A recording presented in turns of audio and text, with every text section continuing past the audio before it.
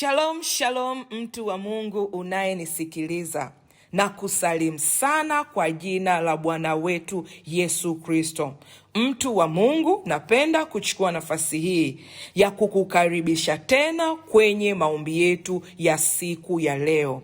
Hivyo mpendwa wa Mungu, muda huu naomba utumie kujiandaa, kujiweka tayari, kukaribisha watu wako 2, 3 ambao unawapenda. Waambia ya kwamba maombi yetu yamekwisha kuanza, tujumuike kwa pamoja mtu wa Mungu ili tuweze kuomba kwa pamoja. Tuone namna ambavyo mkono wa Mungu utatusaidia tena usiku wa leo. Tuone namna ambavyo mkono wa Mungu utatuvusha tena kwa mamlaka ya jina la Yesu Kristo. Mtu wa Mungu, ninaomba tuweze kuomba ili tuendelee mbele. Baba, katika jina la Yesu Kristo, Mungu ninakushukuru sana kwa ajili ya uaminifu wako. Mungu, ninasema asante kwa ajili ya siku njema ambayo umetupa leo. Ninasema asante kwa ajili ya wakati mwingine wa maombi ambao umetupa Mungu wangu. Hivyo muda huu tunauweka wakfu kwa jina la Yesu Kristo. Ninaomba ukatufundishe neno lako Mungu wangu, neno la wakati, neno lililo sahihi, neno la majira haya, ili likatusaidie watoto wako, likatutoe kwenye maangamizi na vifungo vyote vya nguvu za giza kwa jina la Yesu Kristo. Usiku wa leo Mungu wangu, Roho Mtakatifu wako akaseme na sisi, akaseme na maisha yetu, akatusaidie watoto wako, akatupe hatua ya kuendelea mbele zaidi, ya kuumaliza huu mwaka wetu kwa ushindi kwa mamlaka ya jina la Yesu Kristo. Amen. Amen, amen. Mtu wa Mungu unayenisikiliza, kwa wewe ambaye unaandika, basi naomba uandike kichwa chetu cha somo la usiku wa leo kinachosema maombi ya kukemea roho ya uongo au ya udanganyifu iliyokusudia kukutoa kwenye nafasi ili usimiliki na kutawala. Kwa wewe ambaye unaandika, naomba uandike kichwa chetu cha somo cha usiku wa leo ambacho kinasema maombi ya kukemea roho ya uongo au udanganyifu iliyokusudia kukutoa kwenye nafasi ili usimiliki na kutawala. Bwana Yesu asifiwe. Mtu wa Mungu, siku ya leo Mungu anaenda kutuhudumia kwa ukubwa sana. Mungu anaenda kutusaidia sana. Kama ambavyo unafahamu mtu wa Mungu, ndani ya mwaka huu tunamiliki na kutawala. Na wote ambao Mungu ameliachilia hili neno kwetu, ni lazima tumiliki na kutawala. Hivyo mtu wa Mungu, kuna vitu mwanzoni kabisa mwa mwaka wa kuvizingatia na kuhakikisha tunavifanya. Ndio maana tulikuwa na maombi ya kwanza kabisa ya kuutembea mwaka mzima na kumaliza mtu wa Mungu kwa ushindi. Kama ukusikiliza maombi hayo, ninaomba mtu wa Mungu rudi, sikiliza na uombe. Lakini maombi yaliyofuata tulipata nafasi ya kunyunyiza damu ya Yesu kwenye lango la mwaka, ili mfalme wa utukufu apate kuingia. Mtu wa Mungu, damu ya Yesu inafanya mambo mengi sana. Lakini damu ya Yesu mtu wa Mungu ni ufunguo, inafungua vitu vingi vilivyofungwa. Kama ukupata nafasi ya kusikiliza, kasikilize yale maombi ya damu ya Yesu, ili lango lako la mwaka liwe wazi na mfalme wa utukufu aingie. Mtu wa Mungu, mfalme wa utukufu ni Yesu mwenyewe, ni Mungu mwenyewe. Anapoingia kwenye mwaka wako, unakuwa salama kabisa mtu wa Mungu. Unaweza kumiliki mwaka na kuutawala kwa ushindi kwa jina la Yesu Kristo. Bwana Yesu asifiwe. Ninaomba turudi sasa kwenye somo letu la usiku wa leo. Nimekuambia tutakuwa na maombi ya kukemea roho ya uongo au ya udanganyifu iliyokusudia kukutoa kwenye nafasi ili usimiliki na kutawala. Mtu wa Mungu, tutaipiga hii roho ya uongo na roho ya udanganyifu ili tuweze kumiliki na kutawala. Ninapozungumzia mtu wa Mungu, roho ya uongo au roho ya udanganyifu ni roho ya giza mtu wa Mungu. Hii ni roho ya kishetani. Hii ni roho ya nyoka mtu wa Mungu, na inafanya kazi kwa siri sana kwenye maisha ya mwanadamu au kwenye maisha ya muamini, ili kuhakikisha inamtoa huyo mtu kwenye nafasi. Na mtu anapotoka kwenye nafasi yake mtu wa Mungu, hawezi kumiliki na hawezi kutawala. Sasa kama kama ambavyo tumesema, lazima umiliki ndani ya mwaka huu, lazima utawale mtu wa Mungu ndani ya mwaka huu. Kwa hiyo ni lazima wote kwa pamoja, mtu wa Mungu, tuishughulikie mwanzoni kabisa hii roho ya uongo, roho ya udanganyifu inayofanya kazi kwenye maisha yako kwa siri, ili Mungu ashindwe kukupa wewe kumiliki na kutawala. Ngoja tuende kwenye neno. Dada Krista, naomba nisomee waraka wa kwanza wa Yohana sura ya 4 mstari wa 6. Waraka wa kwanza wa Yohana sura ya 4 mstari wa 6. Sisi twatokana na Mungu, yeye amjuaye Mungu atusikia, yeye asiyetokana na Mungu atusikii. Katika hili twamjua roho wa kweli na roho ya upotevu. Bwana Yesu asifiwe. Amen. Mtu wa Mungu, neno la Mungu linasema sisi twatokana na Mungu, yeye amjuaye Mungu atusikia, yeye asiyetokana na Mungu atusikii. Katika hili twamjua roho wa kweli na roho ya upotevu. Bwana Yesu asifiwe. Amen. Mtu wa Mungu, mimi na wewe tunatokana na Mungu. Kwa hiyo kama tunatokana na Mungu, basi tunao uwezo wa kumsikia Mungu, wa kusikia neno la Mungu, wa kusikia maagizo ya Mungu. Bwana Yesu asifiwe. Amen. Lakini yule mtu asiyetokana na Mungu, manake nini? Amsikii Mungu, hasikii maagizo ya Mungu, asikii neno la Mungu. Kwa hiyo mtu ambaye anamsikia Mungu, analisikia neno la Mungu, ndani yake anao uwezo wa kujua roho ya kweli na roho ya upotevu. Bwana Yesu asifiwe. Amen. Ngoja nikupeleke kwenye Biblia ya Habari Njema, imeelezea vizuri zaidi. Dada Krista, naomba nisomee andiko hili Biblia ya Habari Njema. Waraka wa kwanza wa Yohana sura ya 4 mstari wa 6, Biblia ya Habari Njema. Lakini sisi ni wake Mungu, mtu anayemjua Mungu hutusikiliza, mtu asiye na Mungu hatusikilizi. Basi kwa njia hiyo tunaweza kutambua tofauti kati ya roho wa ukweli na roho wa uongo. Bwana Yesu asifiwe. Amen. Mtu wa Mungu, kwenye Biblia ya Habari Njema imeelezea vizuri zaidi. Neno la Mungu linasema hivi, lakini sisi ni wake Mungu, mtu anayemjua Mungu hutusikiliza, mtu asiye na Mungu hatusikilizi. Basi kwa njia hiyo tunaweza kutambua tofauti kati ya roho wa ukweli na roho ya uongo. Mtu wa Mungu, nimetaka kukuonyesha ya kwamba mtu anayetokana na Mungu, mwenye Mungu ndani yake, ana uwezo wa kutambua kati ya hizi roho mbili. Bwana Yesu asifiwe. Amen. Neno la Mungu linasema hivi, kati ya roho wa ukweli na roho ya uongo. Na usiku wa leo, mtu wa Mungu, nimekwambia tunaenda kukemea hii roho ya uongo au udanganyifu inayotaka kufanya wewe usimiliki na kutawala kwenye maisha yako. Bwana Yesu asifiwe. Amen. Bwana Yesu asifiwe sana. Amen. Ngoja tuendelee mbele kidogo. Dada Krista, naomba nisomee Timotheo wa kwanza sura ya 4 mstari wa 1. Timotheo wa kwanza sura ya 4 mstari wa 1. Basi Roho anena waziwazi ya kwamba nyakati za mwisho wengine watajitenga na imani, wakisikiliza roho zidanganyazo na mafundisho ya mashetani. Bwana Yesu asifiwe. Amen. Ukisoma kwenye ile andiko, mtu wa Mungu, neno la Mungu linasema hivi, basi Roho anena waziwazi ya kwamba nyakati za mwisho wengine watajitenga na imani, wakizisikiliza roho zidanganyazo na mafundisho ya mashetani. Kwa hiyo mtu wa Mungu, unaona Roho Mtakatifu bado anasema na watu wake na anawaambia habari za siku za mwisho. Na mpendwa msikilizaji, tupo kwenye nyakati za mwisho, na nimekwambia tunataka kukemea roho ya uongo, roho ya udanganyifu iliyokukusudia kukutoa kwenye nafasi ili usimiliki na kutawala.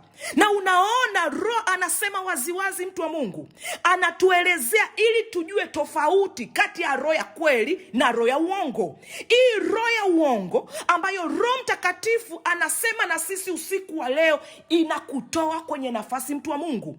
Inafanya kazi kwa siri, mtu wa Mungu, na inafanya kwa spidi kuhakikisha watu wa Mungu hawakai kwenye nafasi zao. Bwana Yesu asifiwe. Amen. Mtu wa Mungu, hii ni roho mbaya. Roho hii inapomkaribia mtu inafanya mtu agharimike maisha yake yote, aingie kwenye sononeko na tabu. Bwana Yesu asifiwe. Amen. Ilifanya kazi mwanzoni kabisa. Ngoja nikupeleke kwenye neno. Naomba nisomee Mwanzo 2 mstari wa 15 mpaka 17. Mwanzo 2:15 mpaka 17. Bwana Mungu akamtwaa huyo mtu, akamweka katika bustani ya Edeni ailime na kuitunza. Bwana Mungu akamwagiza huyo mtu akisema, matunda ya kila mti wa bustani waweza kula, walakini matunda ya mti wa ujuzi wa mema na mabaya usile, kwa maana siku utakapokula matunda ya mti huo utakufa hakika.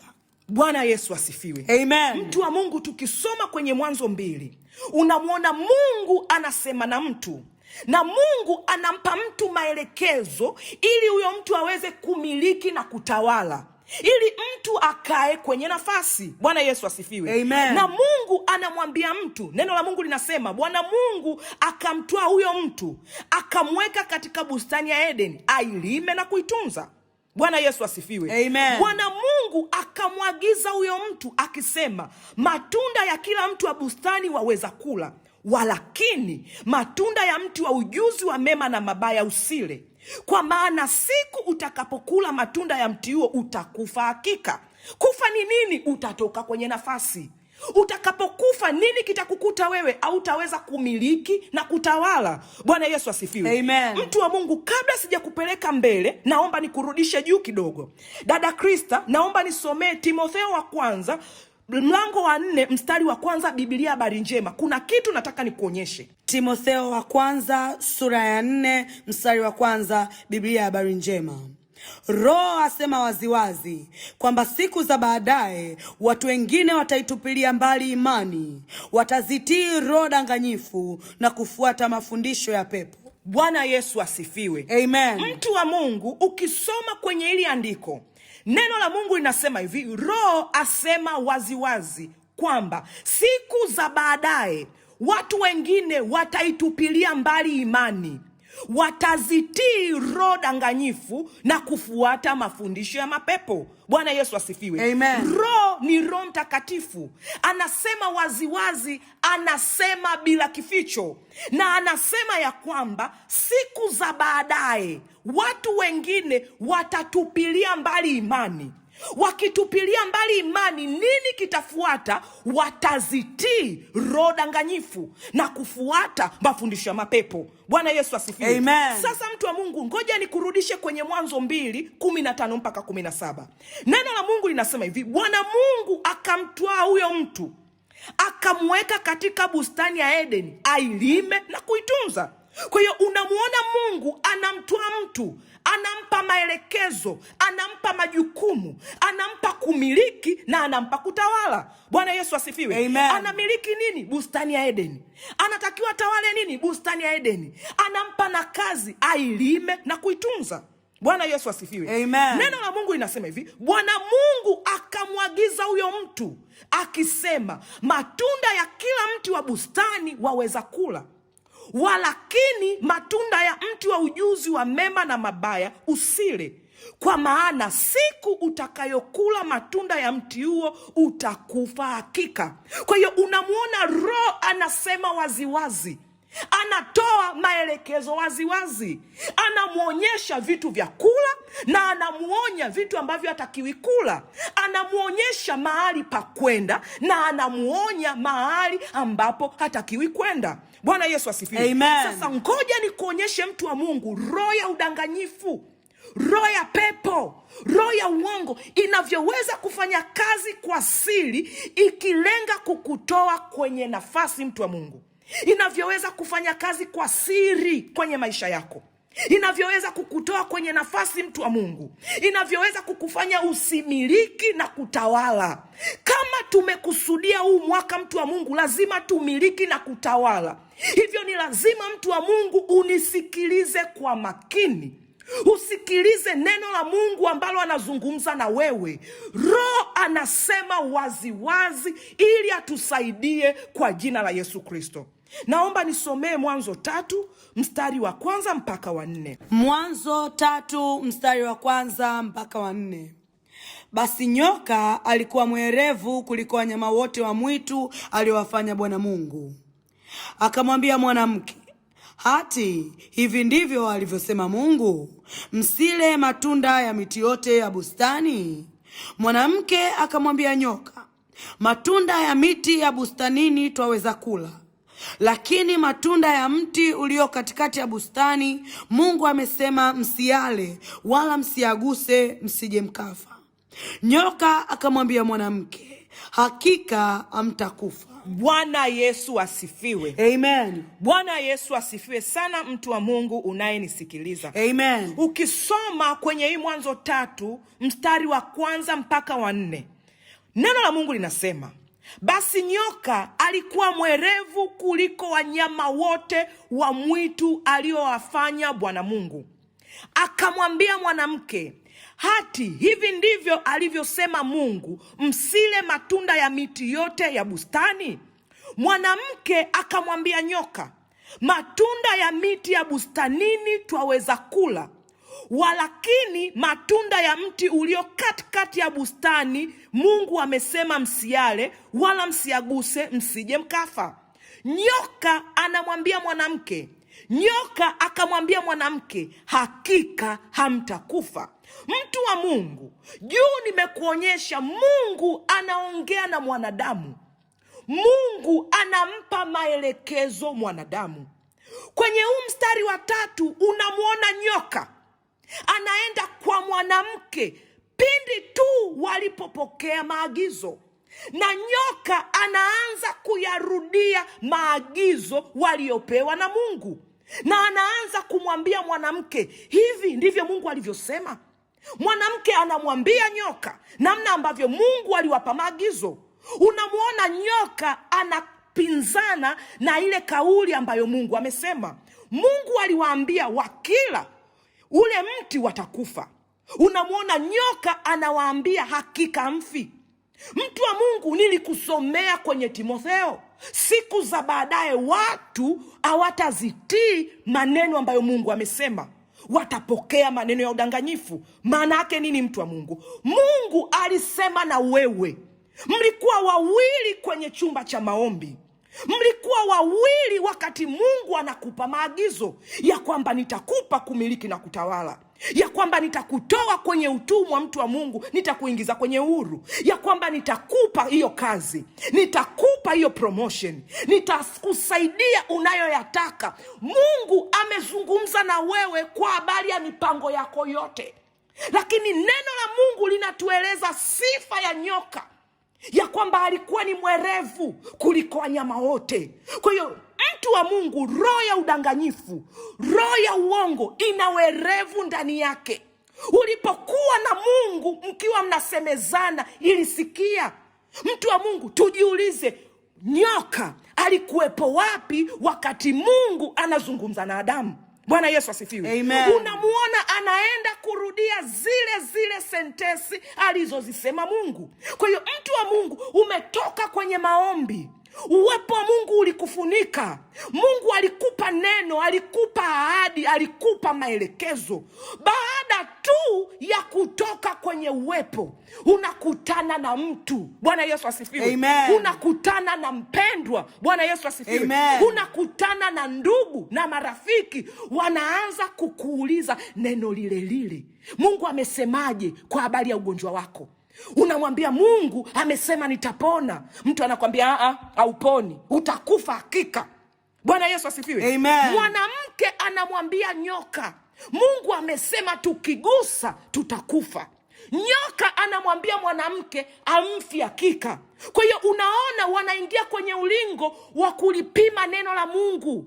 Bwana Yesu asifiwe. Amen. Na nyoka anamuonyesha mwanamke kwamba neno la Mungu limepungua, neno la Mungu ni la uongo. Mtu wa Mungu, unamwona mwanamke analiamini neno la nyoka, haliamini neno la Mungu. Unamwona mwanamke anaenda kufanya kinyume na maagizo ambayo Mungu aliwapa. Hii ni dharau gani ambayo walionyesha mbele za Mungu? Kwa hiyo waliamini kwamba wakila hawatakufa kama nyoka alivyosema. Hawakuamini ya kwamba watakapokula watakufa kama ambavyo Mungu amesema. Mtu wa Mungu, lengo kubwa nyoka anapoleta roho ya udanganyifu, roho ya uongo, ni kuiua imani.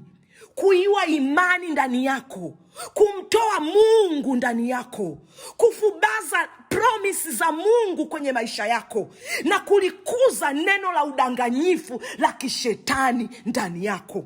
Mungu alipokupa wewe neno alikwambiaje? Mtu wa Mungu, unatoka unasema, lakini aliyesema na mimi ni nabii. Aliyesema na wewe kabla ya nabii alikuwa nani? Mtu wa Mungu.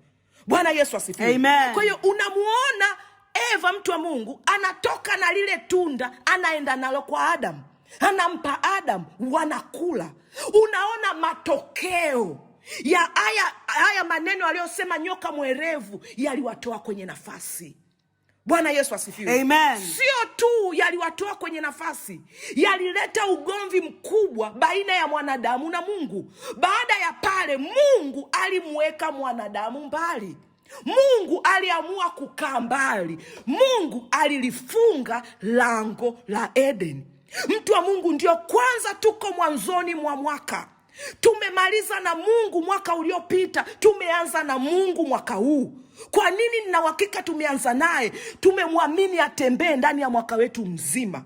Baada ya hapo, tumenyunyiza damu ya Yesu kwenye lango la mwaka.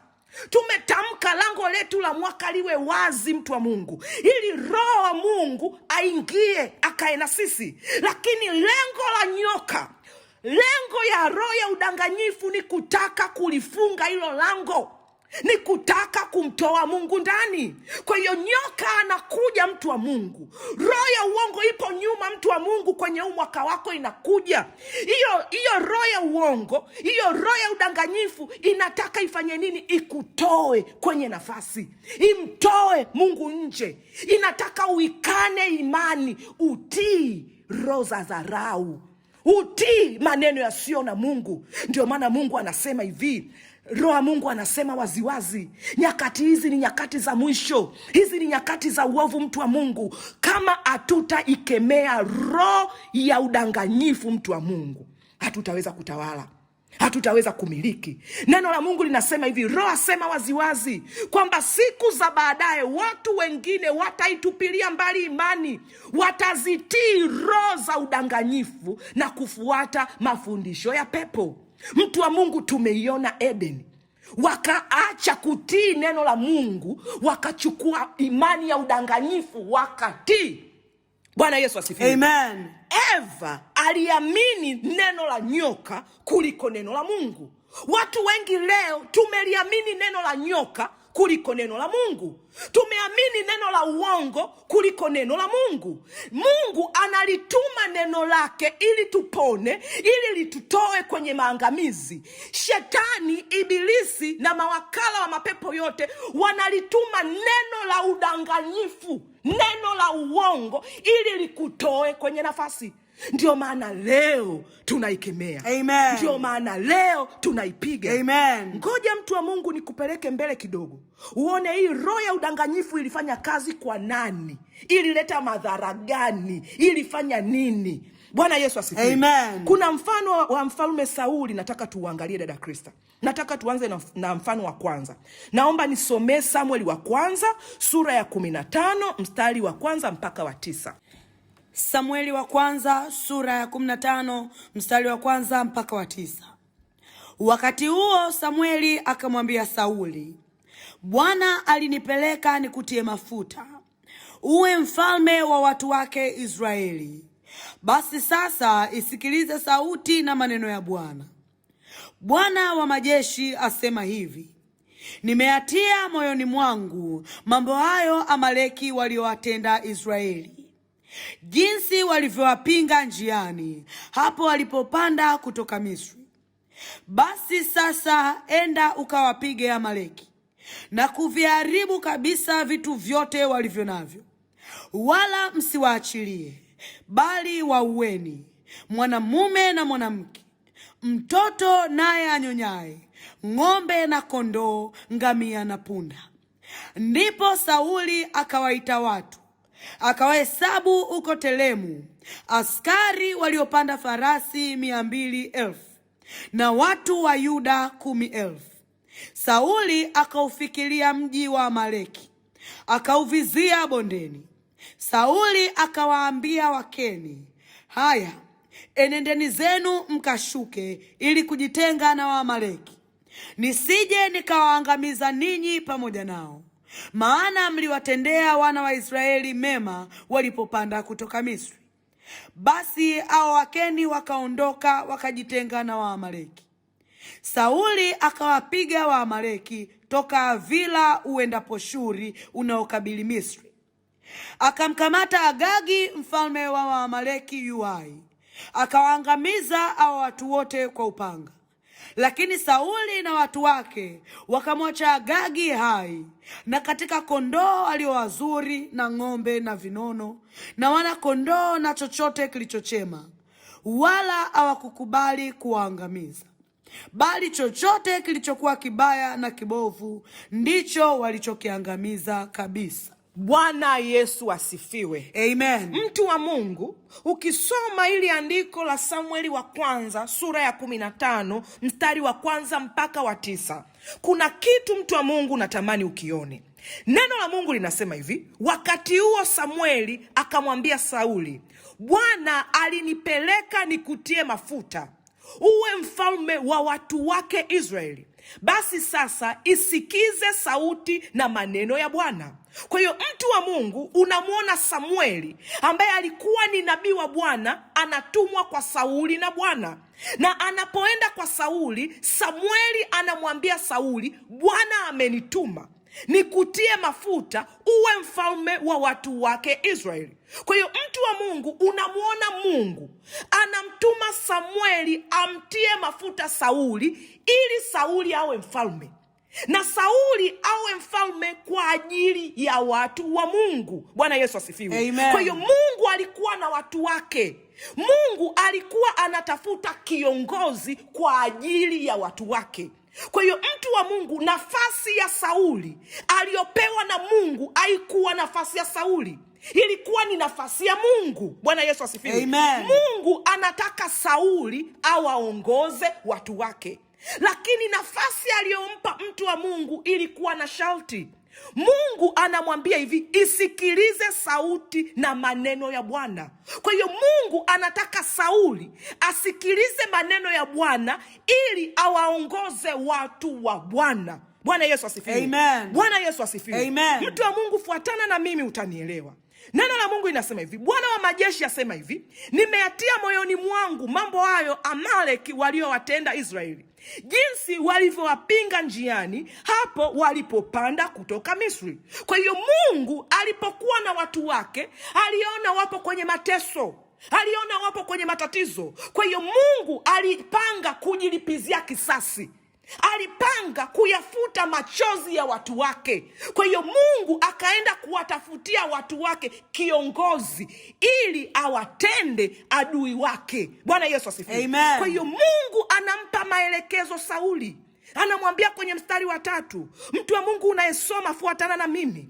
Mungu anasema hivi, basi sasa enda ukawapiga Amaleki na kuviharibu kabisa vitu vyote walivyo navyo, wala msiwaachilie, bali waueni mwanamume na mwanamke, mtoto naye anyonyaye, ng'ombe na kondoo, ngamia na punda. Kwa hiyo Mungu anamtuma Sauli aende kwa adui wa watu wake. Bwana Yesu asifiwe. Amen. Aende kwa watu aliowanyanyasa taifa lake, taifa la Mungu. Mtu wa Mungu, nafasi ya Mungu, mtu wa Mungu. Bwana Yesu asifiwe. Amen. Mungu anamuelekeza Sauli mambo ya kuyatenda, mambo ya kuwafuata, kwamba utakapofika kwa wale adui walinitesia watoto wangu, waliwanyanyasa watu wangu, walilia, waliomboleza. Sasa nimekunyanyua wewe, nimekuweka kuwa mfalme kati yao, nenda kanilipizie kisasi. Bwana Yesu asifiwe. Amen. Kamwambia ukienda, nenda kamalize kila kitu kwa jina la Yesu Kristo.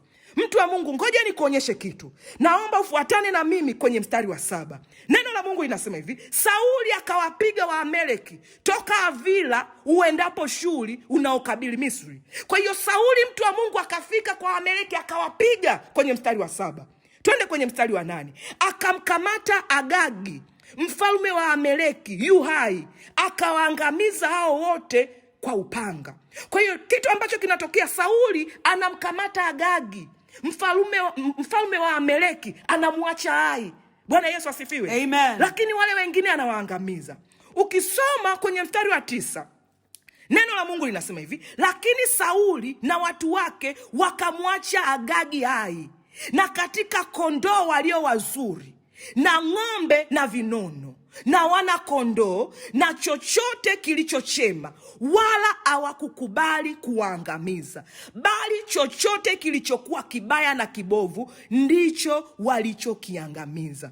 Mtu wa Mungu, nilikusomea kwenye mstari wa 3. Mungu anamwambia Sauli akienda awaangamize vyote, na kondoo wote hadi mtoto anyonyae. Bwana Yesu asifiwe. Amen. Mungu alipompaka mafuta alimwambia, isikilize sauti yangu na kuifuata. Sauti ya Mungu ilipoenda kwa Sauli ilimwambia, nenda kanilipizie kisasi kwa adui zangu, angamiza adui zangu wote. Unamuona Sauli alipofika kwa adui, anamchukua mkubwa wa maadui, kiongozi wa jeshi la maadui, anamwacha hai. Anachukua na walivyo navyo na miliki zao, anaziacha hai. Bwana Yesu asifiwe. Amen. Swali la kujiuliza, mtu wa Mungu, Sauli alipopewa maelekezo, Mungu alipomwambia nenda kanilipizie kisasi kwa adui, hakikisha adui zangu unawamaliza, Sauli alipofika kwa maadui hakuwamaliza wale adui. Nani alimwelekeza Sauli hiki kitu cha kufanya? Bwana Yesu asifiwe. Amen. Mtu wa Mungu, Mungu anampa Sauli nafasi. Sauli alikuwa na nafasi. Sauli hakuwa mfalme, mtu wa Mungu. Sauli alikuwa atawali. Sauli alikuwa amiliki. Mungu akamwona Sauli, Mungu akamuhurumia, akasema ninayo nafasi kwenye ufalme wangu, nataka nimpe Sauli jina.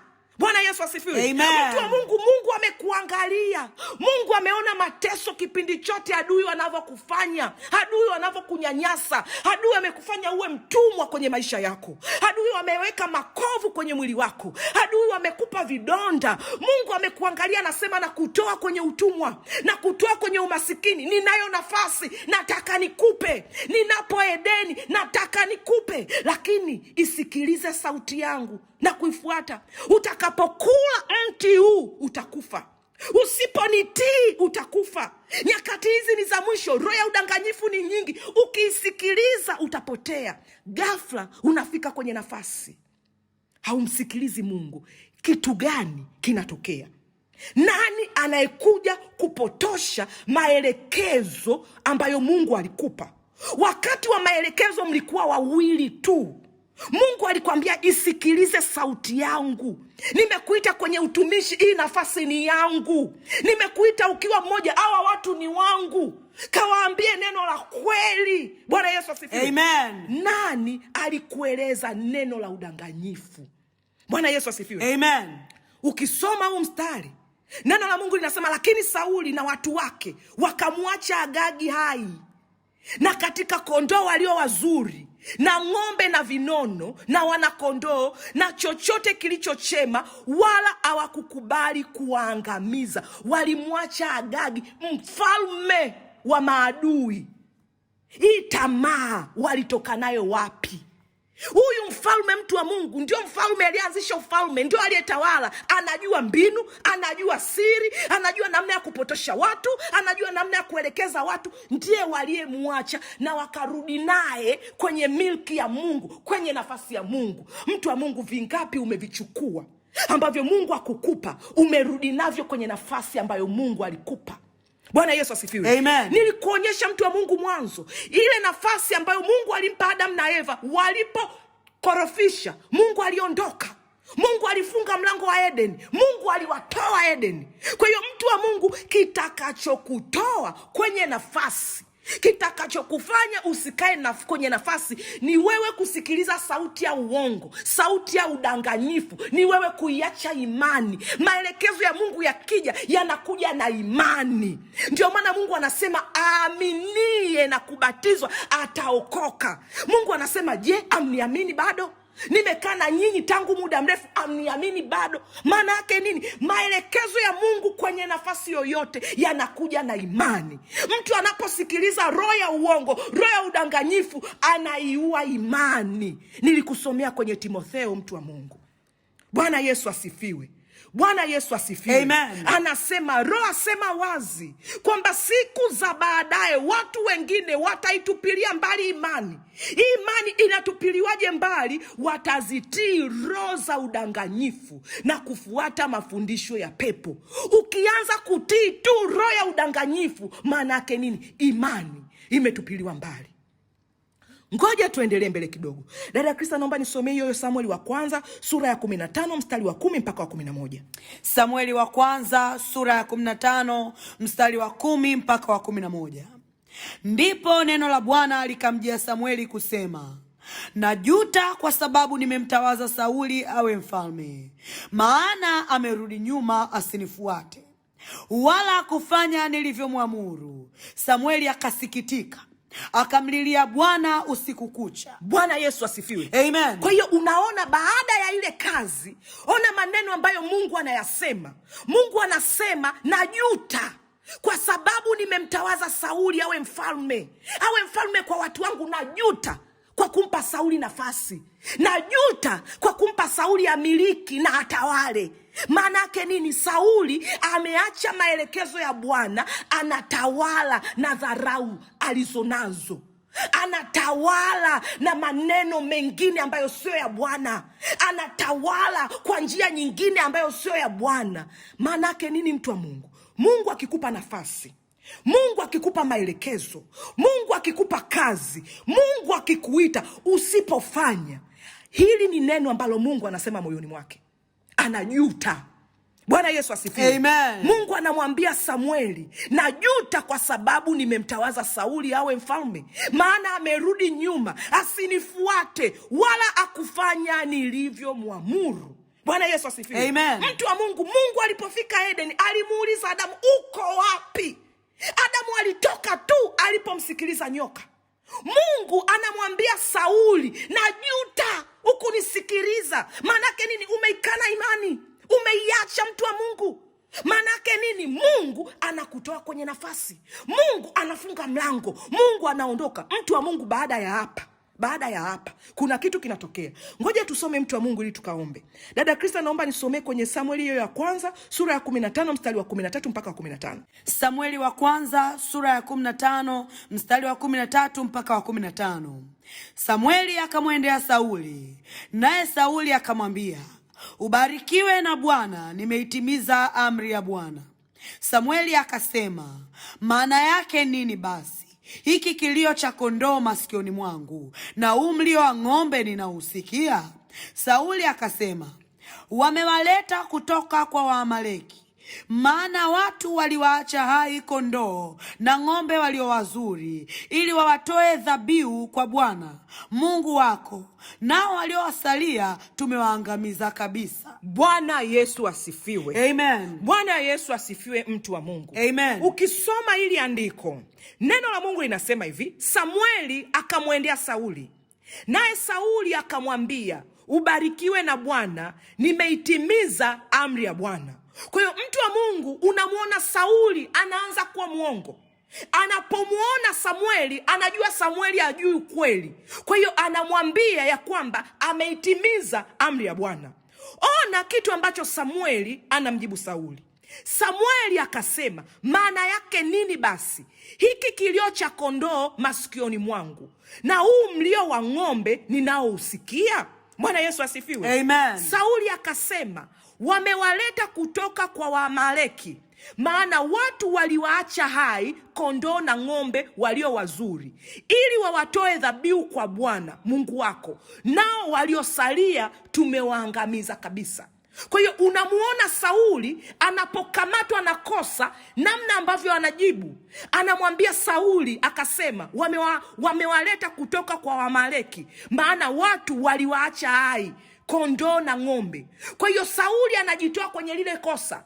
Anamwambia Samueli, ni wale watu nilioenda nao, sio mimi. Kwa hiyo yeye Sauli anakuwa kama Adam na Eva. Mungu anapomuuliza Adamu, uko wapi? Umefanya nini? Anamwambia, ni mwanamke ulionipa. Kwa hiyo mtu wa Mungu, dhambi, kosa la udanganyifu, roho ya udanganyifu inapokuja inakuletea uongo na inakufanya usitake kulitumikia kosa lako. Usikubali jambo ulilolifanya ukatubu, unaanza kusingizia wengine. Mungu alipokuwa anaongea na Sauli, aliongea na Sauli wakiwa wenyewe. Alimpaka mafuta wakiwa wenyewe, alimpa maelekezo wakiwa wenyewe. Alipotenda kosa, anamwambia Samueli, wale watu ndio waliwaacha hai, sio mimi. Bwana Yesu asifiwe. Amen. Lakini mtu wa Mungu, natamani mimi na wewe tutafakari. Mungu anampaka mafuta Sauli. Mungu anampa maelekezo Sauli. Nani anayesema nyuma ya Sauli? Nani anayemwambia usimuue mfalme Agagi? Au kondoo wanono wazuri usiwaue? Au ng'ombe wachukue? Hivyo vitu usiviue, wakati Mungu alimwambia teketeza, hao ni adui, angamiza. Nani alisema nyuma yao? Nani alibatilisha neno la Mungu ndani yao? Nani alilishusha neno la Mungu ndani yao? Mtu wa Mungu, unajua aliyekupa nafasi ni Mungu. Unajua aliyekupa maelekezo ni Mungu.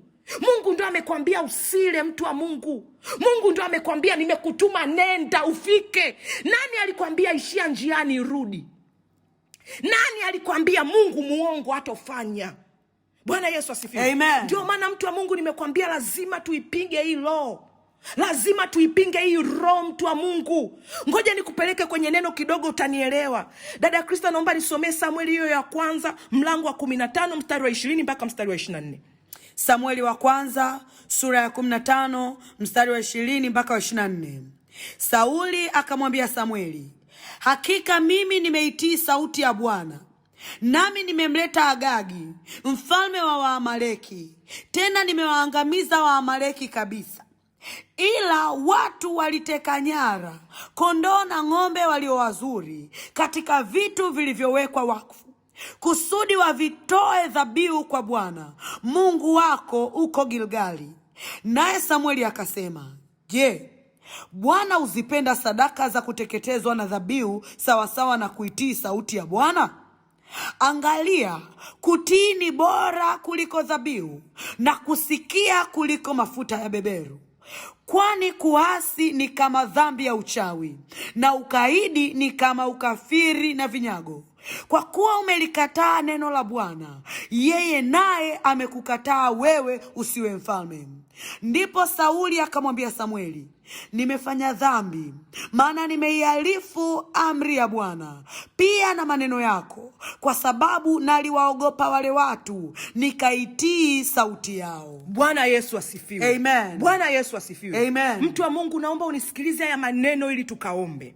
Kwa sababu kama Sauli aliweza kufanya kosa hili, na wewe unao uwezo wa kulifanya pia. Na kama Sauli alikataliwa na Bwana na kutolewa kwenye nafasi, na sisi tunao uwezo wa Bwana kutukataa kama hatutatii sauti yake. Bwana Yesu asifiwe. Amen. Ona hili andiko. Sauli akamwambia Samueli, hakika mimi nimeitii sauti ya Bwana, nami nimemleta Agagi mfalme wa Amaleki, tena nimewaangamiza wa Amaleki kabisa.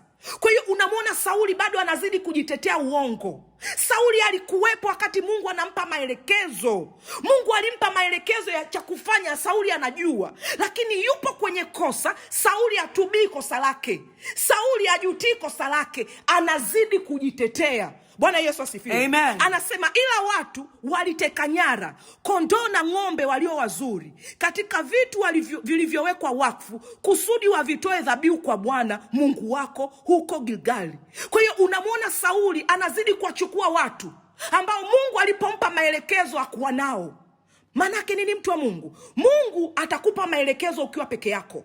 lakini Mungu atakupa watu wa kuendana nao kwenye hayo maelekezo. Watu wanaweza kukufanya usisikilize sauti ya Bwana na ukamkosea Mungu. Kwa sababu gani? Sauli anazidi kumwambia Samueli, sio mimi, ni watu. Lakini Samueli anajaribu kumwonyesha Sauli, nilipokupaka mafuta nilikuwa na wewe. Mungu alipokupa maelekezo alikuwa na wewe. Bwana Yesu asifiwe. Amen. Ngoja nikupeleke mbele. Naye Samueli akasema, je, Bwana uzipenda sadaka za kuteketezwa na dhabihu sawasawa na kutii sauti ya Bwana? Angalia, kutii ni bora kuliko dhabihu, na kusikia kuliko mafuta ya beberu. Manake nini, mtu wa Mungu? Kwenye huu mwaka kutii ni bora kuliko kitu chochote. Neno alilokupa Mungu ni bora kuliko hofu unayoiona mbele yako. Neno alilokupa Mungu ni amini na kweli kuliko mazingira yaliyo mbele yako. Kama Mungu amekwambia nenda, utafika. Mtu wa Mungu, uwe na uhakika utafika. Amen. Haijalishi watu wanaoambatana na wewe wanasema nini. Kama hautapiga hizo roho na kuzinyamazisha, mtu wa Mungu, hautafika Mungu alipokuambia. Bwana Yesu asifiwe. Amen. Ona kwenye mstari wa 23 kitu ambacho kinasema, kwani kuasi ni kama dhambi ya uchawi, na ukaidi ni kama ukafiri na vinyago. Kwa kuwa umelikataa neno la Bwana, yeye naye amekukataa wewe usiwe mfalme. Lile kosa alilolifanya Sauli, unaliona mtu wa Mungu, linamletea madhara. Mungu anachukua ile nafasi. Mungu anamkataa Sauli kuwa mfalme. Mungu anaondoka mbele ya Sauli. Bwana Yesu asifiwe. Amen. Mtu wa Mungu, kama hatutatii sauti ya Mungu, kama hatutafata maelekezo ya Mungu, kama tutafata sauti nyingine za nje, maana yake nini? Mungu atatuacha, mtu wa Mungu. Mungu atainyamazisha sauti yake. Mungu atatutoa kwenye nafasi. Mtu wa Mungu, na hiki ndicho ambacho shetani anapigana nacho, kukutoa kwenye nafasi. Kutaka kuhakikisha ahadi za Mungu hazitokei kwenye maisha yako. Mtu wa Mungu, tutaendelea kusema Mungu ni muongo kwenye maisha yetu kama hatutazingatia maelekezo, kama hatutafuata sauti yake na kushika sheria yake, kama tutaikana imani. Mtu wa Mungu, hatutamuona Mungu. Neno la Mungu linasema kule Eden, Mungu alipoona ya kwamba hawakutii maelekezo aliyowapa, Mungu aliwatoa Eden. Mungu alifunga lango la Eden. Mungu aliachana nao. Bwana Yesu asifiwe. Amen. Kwa nini Mungu anasema na wewe mwanzoni kabisa mwa mwaka, mtu wa Mungu? Ili ujifunze, mtu wa Mungu, andika sauti ya Bwana Mungu wako. Andika maelekezo ya Mungu aliyokupa. Ni bora urudi umuulize ya kwamba, Mungu, mwanzo ulisema na mimi hili neno, je, kuna badiliko? Mwanzo ulinipa onyo Mungu, mwanzo nilifunga agano na wewe, je, kuna mabadiliko? Neno la Mungu linasema Mungu akuzungumza na Sauli tena. Mungu alienda kwa Samueli, alimwambia Samueli kitu ambacho Sauli amemfanyia. Mungu anamwambia Samueli ya kwamba baada ya hapa simhitaji Sauli awaongoze watu wangu. Kwa sababu gani? Akuifuata sauti yangu. Hakufuata maelekezo yangu. Ona kwenye mstari wa 24. Ndipo Sauli akamwambia Samueli, nimefanya dhambi, maana nimeiarifu amri ya Bwana pia na maneno yako, kwa sababu naliwaogopa wale watu, nikaitii sauti yao. Mtu wa Mungu, ona kitu ambacho Sauli anasema, naliwaogopa wale watu, nikaitii sauti yao. Mtu wa Mungu, wao watu ambao Sauli alikuwa ni mfalme aliowaogopa, walikuwa watu gani? Hao watu sauti zao zilikuwa na nguvu kiasi gani? Hao watu sauti zao kwa nini zilikuwa zinasema kinyume na neno la Mungu? Manake nini? Ni sauti za uongo. Ni sauti zilizobeba roho ya udanganyifu. Ni sauti zilizokusudia kukutoa kwenye nafasi. Neno la Mungu linasema nyoka alienda kwa Eva na sauti yake, akamwelekeza maneno ambayo Mungu alimuonya. Maanake nini? Eva aliogopa sauti ya nyoka, akaitii sauti ya nyoka, akaikana sauti ya Mungu. Maanake nini? Mtu wa Mungu, usipoitii sauti ya Mungu, maanake umwogopi Mungu. Usipoishika sauti ya Mungu, manake nini? Umemkana Mungu, na Mungu anaondoka kwako mazima. Mtu wa Mungu, natamani nibaki na wewe nikueleze mifano mingine iliyobakia, lakini muda wetu umeisha. Mtu wa Mungu, hili neno nitalielezea zaidi kwenye chumba cha maombi cha faraga, ambacho tutaenda kuomba kama ambavyo Mungu amekutusudia kutukusanya ndani ya mwaka huu. Kama hujapata nafasi ya kuingia kwenye hilo grupu, mtu wa Mungu, ingia, nilituma hiyo linki. Tutakutana na kuomba. Nitaeleza kwa undani zaidi namna ambavyo roho ya udanganyifu inavyoweza kukaa nyuma ya mtu, namna ambavyo inaweza kulishusha neno la Mungu kama hautamsikiliza kwa makini. Ndio maana Roho Mtakatifu anasema waziwazi, mtu wa Mungu, ni haki yako kumsikia Roho Mtakatifu waziwazi.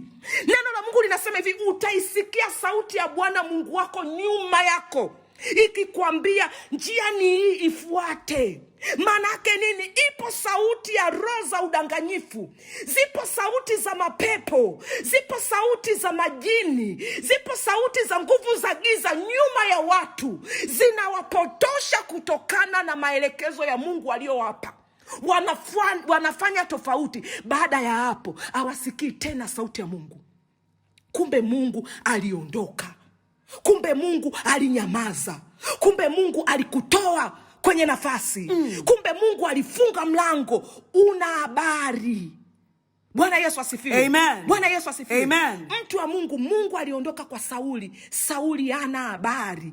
Yupo anajitetea kwa Samueli, lakini saa nyingi Mungu anamwambia Samueli, nimejuta kumtawaza Sauli na nimemwacha, nimemuondoa ufalme. Mtu wa Mungu, tunataka kumiliki na kutawala, lakini nafasi tunazozitaka sio zetu, ni za Mungu. Mungu ndo anatupa nafasi yake. Amen. Anataka tukae, tumiliki, tutawale. Amen. Tuitawale ardhi, tuitawale nchi, tutawale bahari, tuvitiishe vitu vyake. Mungu anapovitoa, nyuma kuna maelekezo. Mtu wa Mungu, hakikisha unaingia kwenye grupu la chumba cha maombi cha faraga. Nitalielezea zaidi, mtu wa Mungu, na nataka siku tutakapokutana tuhakikishe tunatikisa misingi mibaya ambayo ilijiunda na sauti ya Mungu iliondoka tangu tunazaliwa. Amen. Bwana Yesu asifiwe. Amen. Mtu wa Mungu, kosa alilolifanya Adam na Eva bustanini, Mungu aliwaondoa Eden, Mungu alifunga ule mlango. Hadi leo hii hakuna mwanadamu aliyerudi Eden. Manake nini? Sauti ya uongo, ya udanganyifu inapokuja kubomoa, inabomoa msingi. Inakutoa kwenye nafasi mazima. Inamfanya Mungu afunge malango. Sasa tumefungua lango letu la mwaka, tumenyunyiza damu ya Yesu pale, hatutaki lifunge. Ndio maana usiku wa leo tunaipiga hii roho ya uongo, roho ya udanganyifu kwenye maisha yetu. Amen. Mtu wa Mungu, paza sauti yako ya shukrani mbele za Bwana. Bwana Yesu, tunakushukuru. Tunasema asante mbele zako. Asante kwa ajili ya hili neno la wakati. Asante kwa kusema nasi. Asante kwa kutupa maarifa haya. Maana umekusudia kutusaidia katika jina la Yesu.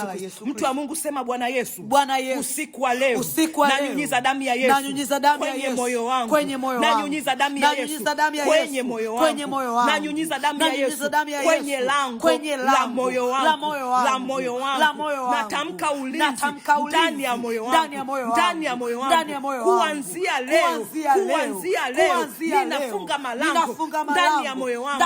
Shetani, ibilisi, sauti za udanganyifu hazitapenya kwenye moyo wangu, kwa jina la Yesu, kwa jina la Yesu, nanyunyiza damu ya Yesu kwenye maisha yangu, najiweka wafu kwa damu ya Yesu ndani ya mwaka, kwa jina la Yesu, nanyunyiza damu ya Yesu, ninabomoa sauti zote za shetani, ninabomoa ninaondoa sauti zote za uongo na udanganyifu kwenye maisha yangu, ninaondoa kila sauti ya nguvu za giza kwenye njia yangu, kwenye huu mwaka, kuanzia mwezi wa kwanza, mwezi wa tatu, mwezi wa nne, mwezi wa tano, wa sita na wa saba, wa nane na wa tisa, wa kumi na wa kumi na moja, na wa kumi na mbili. Na nyamazisha sauti zote za mapepo, na nyamazisha sauti zote za nyoka kwenye maisha yangu, kwa damu ya Yesu, kwa damu ya Yesu, kwa damu ya Yesu, kwa damu ya Yesu, kwa damu ya Yesu, kwa damu ya Yesu, kwa damu ya Yesu, kwa damu ya Yesu, damu ya Yesu kwenye masikio yangu, kwa jina la Yesu. Mtu wa Mungu, nyunyiza damu ya Yesu kwenye moyo wako. Baba, katika jina la Yesu Kristo, na nyunyiza damu ya Yesu Kristo kwenye moyo wangu. Damu ya Yesu Kristo ili akunyunyiza, damu ya Yesu Kristo ili agano jipya, na nyunyiza kwenye moyo wangu, na nyunyiza kwenye moyo wangu. Nami Baba, ninabomboa kila sauti za mapepo, ninabomboa kila sauti za udanganyifu kwa damu ya Yesu, kwa damu ya Yesu, kwa damu ya Yesu. Ninabomoa kila sauti za udanganyifu, ninabomoa kila sauti za mapepo, ninabomoa kila sauti za uongo, ninabomoa kila sauti zilizokusudia zinitoe kwenye nafasi zilizokusudia niikane imani yangu. Mtu wa Mungu, sema Bwana Yesu, Bwana Yesu, usiku wa leo najipatanisha na sauti ya Mungu, najipatanisha na sauti ya Mungu, usiku wa leo, kuanzia sasa nitaisikiliza sauti ya Bwana Mungu wangu peke yake, nitaitii na kuifuata kwa jina la Yesu, kwa jina la Yesu, kwa jina la Yesu, kwa jina la Yesu, kwa jina la Yesu, kwa jina la Yesu. Kuanzia sasa ninakataa kuisikia sauti za mapepo, sauti za uongo, sauti za udanganyifu, sauti za mauti kwenye maisha yangu, kila sauti ambayo sio ya Mungu ninainyamazisha kwenye maisha yangu kwa jina la Yesu, kwa jina la Yesu. Kila sauti ambayo sio ya Mungu, ambayo sio sawa, ninanyamazisha sasa kwenye maisha yangu kwa jina la Yesu. Mtu wa Mungu, nyamazisha hiyo sauti Baba, katika jina la Yesu. Neno lako linasema kila mwana kondoo anaijua sauti ya mchungaji wake, nami ninatamka kuanzia leo ninaijua sauti yako, nitaitii sauti yako, nitaifuata sauti yako, nitaisikia sauti yako kwa jina la Yesu, kwa damu ya Yesu. Nakataa kusikia sauti za roho ya udanganyifu, nakataa kusikia sauti ya roho wa uongo kwa jina la Yesu, kwa jina la Yesu, kwa jina la Yesu. Kila sauti ya nyoka ninaifungia, sitaisikia kwa jina la Yesu. Nanyunyiza damu ya Yesu moyoni mwangu, nanyunyiza damu ya Yesu kwenye masikio yangu, natamka masikio yangu yatasikia sauti ya Bwana kwa jina la Yesu. Mtu wa Mungu, shika sadaka yako. Baba, kwa jina la Yesu Kristo, asante kwa ajili ya rehema zako, asante kwa ajili ya muda huu, asante kwa ajili ya upendeleo wako. Mungu, tumenyanyua sadaka zetu, tunazileta mbele zako. Kwa sadaka hizi tunanyamazisha kila sauti za mapepo, kila sauti za uongo, kila sauti za udanganyifu kwa jina la Yesu Kristo, kwa jina la Yesu Kristo. Pokea sadaka zetu, zitakabari sadaka zetu, zipokee sadaka zetu, tunaziweka mikononi mwako, tunaziweka kwenye madhabahu yako kwa jina la Yesu Kristo, amen. Mtu wa Mungu, utatuma sadaka yako kwenye namba 0716052202. Utatuma sadaka yako kwenye namba 0716052202. Lakini mtu wa Mungu, kama hujaokoka, sema Bwana Yesu, futa jina langu kwenye kitabu cha hukumu, andika jina langu kwenye kitabu cha uzima kwa jina la Yesu Kristo, amen. Mtu wa Mungu, utatutumia jina lako kwenye namba 0655108869, 0655108869. Mtu wa Mungu, Mungu akubariki, na usiombe mara moja maombi haya. Isikilize sauti ya Bwana Mungu wako na kuifuata. Mungu akubariki kwa jina la Yesu Kristo, amen.